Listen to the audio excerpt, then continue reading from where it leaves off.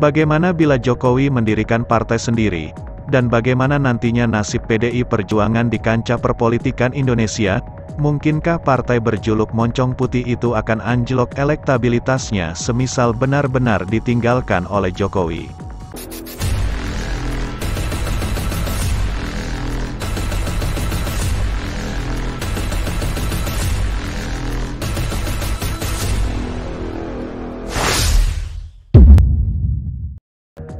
Bagaimana bila Jokowi mendirikan partai sendiri?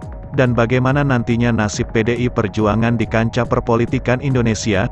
Mungkinkah partai berjuluk Moncong Putih itu akan anjlok elektabilitasnya semisal benar-benar ditinggalkan oleh Jokowi? Sebab kita tahu PDI Perjuangan mendapat kepercayaan besar dari rakyat Indonesia, atau menang murni dalam pemilihan kontestasi politik dalam pencalonan presiden hanya di masa Jokowi. Dulu memang Megawati pernah menjadi presiden, tetapi tidak menang melalui pemilihan murni. Itu karena Megawati memaksa menggantikan Gus Dur, yang kala itu seperti dilengserkan secara paksa.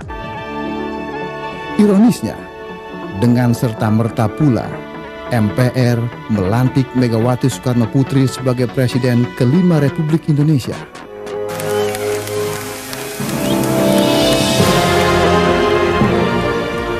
Dan Gus Dur pun lengser dari tampuk tertinggi kepemimpinan di Republik ini. Misteri pelengseran Gus Dur pun masih menjadi polemik sampai sekarang ini. Pelengseran Gus Dur diduga hanya permainan politik yang bertajuk proyek politik MPR yang dilakukan Ketua MPR yang saat itu dijabat oleh Amin Rais. Yang diduga didalangi oleh politikus-politikus yang haus akan kekuasaan.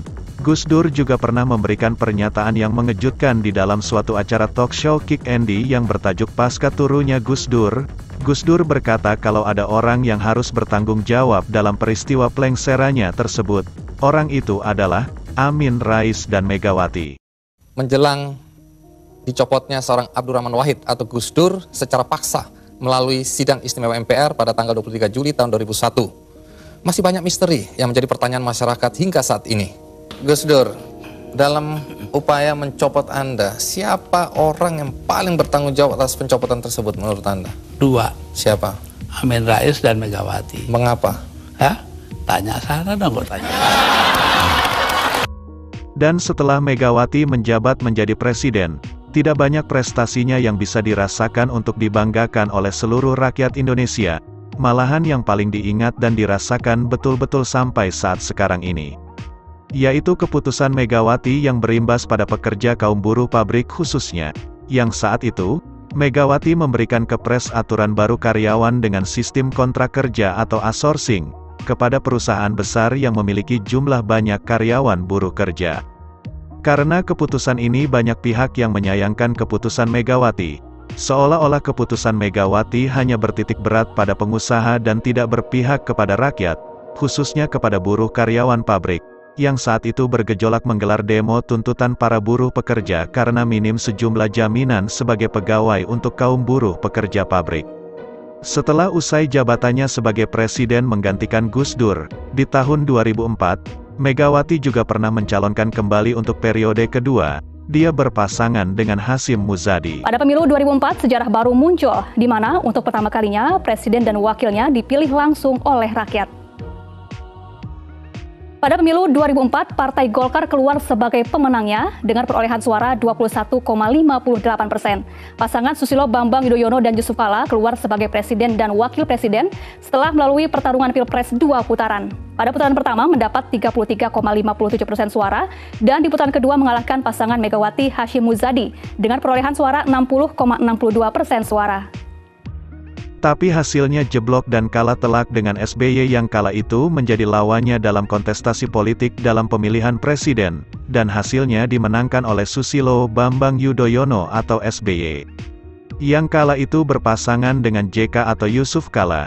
Bahkan di tahun berikutnya Megawati mencoba kembali mencalonkan menjadi presiden di tahun 2009, yang kali ini giliran Prabowo yang digandeng Megawati sebagai pasangan sebagai wakilnya, juga kandas lagi dan dikalahkan SBY untuk kedua kalinya yang saat itu berpasangan dengan Budiono mantan Direktur Bank Indonesia. Kalau saja setelah selesai jabatan Jokowi sebagai Presiden Republik Indonesia, Ia tidak membuat partai sendiri. Lalu langkah apa yang Jokowi ambil dalam perjalanan politiknya?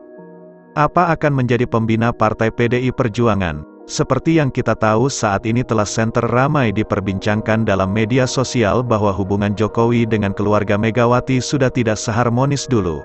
Bahkan baru-baru ini ada dalam wadah diskusi ternama yang ditayangkan di salah satu stasiun televisi nasional ternama, yang membahas peristiwa berargumentasi, yang berjudul, Presiden Pilihan Jokowi atau Megawati. Yang di situ digelar diskusi, yang dihadiri oleh pengamat politik, anggota-anggota partai besar, dan profesor intelektual dari universitas-universitas ternama di Indonesia.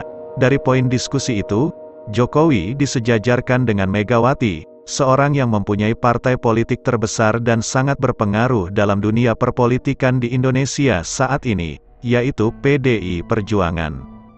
Jadi dari sini bisa diartikan, Jokowi juga memungkinkan bila menjadi pemimpin atau memiliki partai politik besar sekelas PDI Perjuangan yang berjuluk si Moncong Putih itu. Bila mana kalau Jokowi menginginkan untuk meneruskan perjuangannya membangun Indonesia yang lebih baik, bagaimana menurut pendapat Anda? Tulis di kolom komentar.